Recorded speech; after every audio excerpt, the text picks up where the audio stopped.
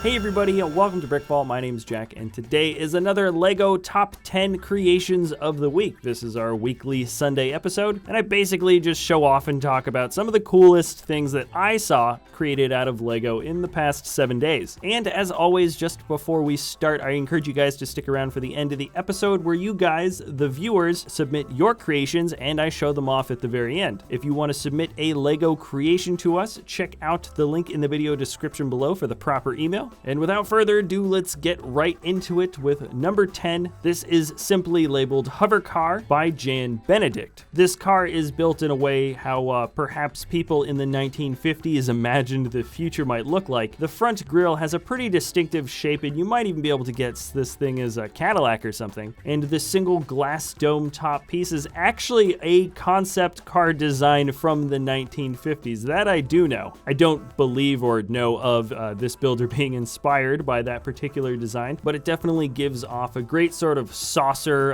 UFO kind of feel to the whole build. And we even have those fun ray gun pieces used in the back that could either be an exhaust pipe or perhaps other thrusters. As I was looking through the pictures of this on the builder's Flickr, I noticed that this is indeed an ideas project, so I have left both the link for the Flickr and the ideas project in the description below if you want to support it. And with that, let's move down to number 9. And on the surface, this feels like a very simple scene, but make no mistake, this is quite a complex build. The title is A Weathered Lodging, and the builder is Grant Davis. According to the description on his Flickr, this is a project that he's been working on and off of for over a year and a half, and that might seem pretty nuts considering it's such a small piece, but this is as detailed and complete as any sort of mock I've seen. But if you've been watching this Sunday series for a while, you'll know that I have sort of a soft spot for people that kind of reinvent a standard surface but just in a new way. That is to make something look like a grass-built roof or a wooded cottage. The roof has been made entirely of those sort of dark tan cross pieces that have that little pin on one end. This is the first time I personally have seen that part used for any aesthetic beauty, and it fits in wonderfully. I'm glad that the builder spent such a long time really fleshing out this small concept so it looks as absolutely complete as possible with this finished product.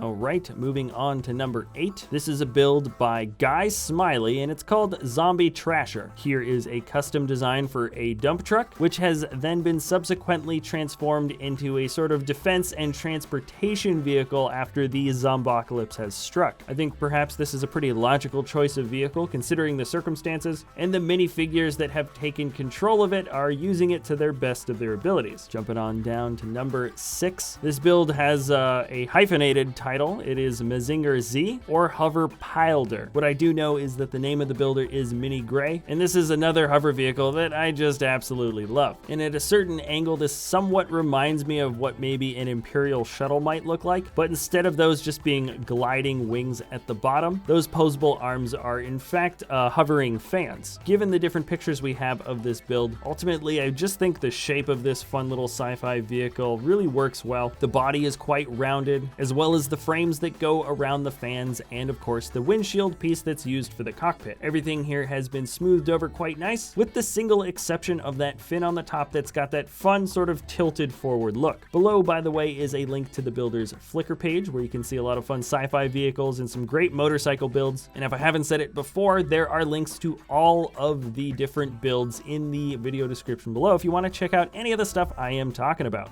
But any whoosums, we are moving down to number 5 halfway through. This is a build called Arcadia, and here we get a pretty darn recognizable space pirate build. There are a few very interesting choices that Bricksam decided to do when creating this thing. First off, there's a lot of fun, smooth, curved pieces. I think that really adds to the overall shape of this ship, and there's a very clear color distinction throughout our entire build, with the dark green in the front. I believe that's maybe forest green, and then keeping in line for what I believe is a normal sort of classic time period piece for a ship. There seems to be a wooden back with the old school pirate ship flag hanging off the side. Now moving on to the actual number 5. I think I said number 5 the last time, but this is really number 5, Tunnels, built by Cheesey Studios, and this is the largest LEGO build I've seen in a while. According to the builder, this is based on a series called Tunnels. I believe it's a book series, and there seems to be some conflict between the surface world and the world beneath. I can't say that I know who these characters are, but I don't believe that is entirely important in order to appreciate what's going on here. And it feels extremely well fleshed out, and that is the case for every subsequent level below. Now, because this is based on a series, there are characters, and it looks like there's situations, and you can really start sort of creating stories on your own, even though I believe there is a storyline and perhaps specific events from the series happening within the build. But like I said before, I don't think that's entirely necessary in order to appreciate just so many cool things that are going on. Now let's move on to build number 4. This is a build by Christian Lintan, and this deserves a spot on the list just for the title itself. We have a build called Crouching Tiger Hidden Cannon. Get it? Hidden Cannon?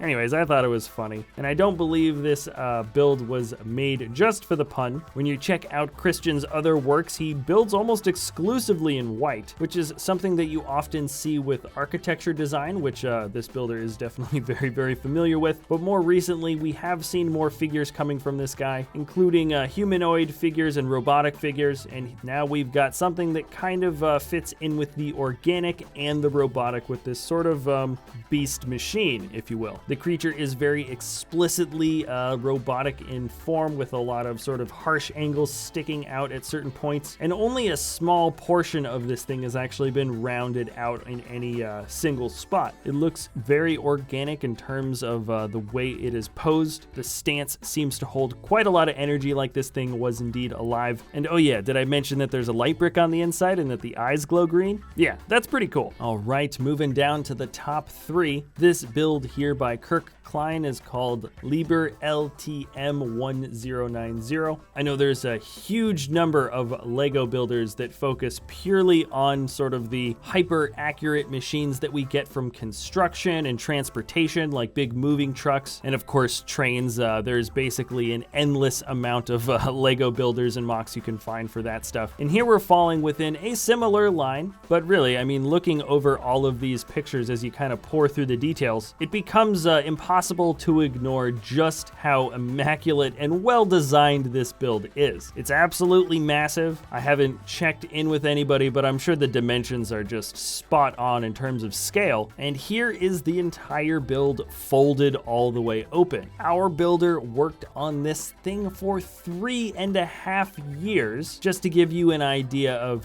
what it would actually take, what it actually takes in order to complete a model that looks as immaculate as this. Many of the functions are motorized, and I highly suggest you check out this builder's Flickr page if you want to learn more about sort of the process that this guy went through to create this thing, and just all the different little things that it can do. Go check this one out. Now, I know some people might disagree at putting this particular one, number 2, as the number 2 position, but I just simply can't help myself. This is a build by PandarenPanda, and it is the Star Wars Carosel. Now, the only reason why I say this probably shouldn't make the number 2 list is because we have a build that's basically the Lego Creator Carosel 10196 that just has a lot of colors swapped out to sort of match up with the sort of Hoth and white and gray color scheme that we have. And then you might even notice that the seats on the carousel are also just microfighters. So perhaps the argument can be made that this isn't quite as original as the other builds that we've been seeing, but in terms of repurposing and using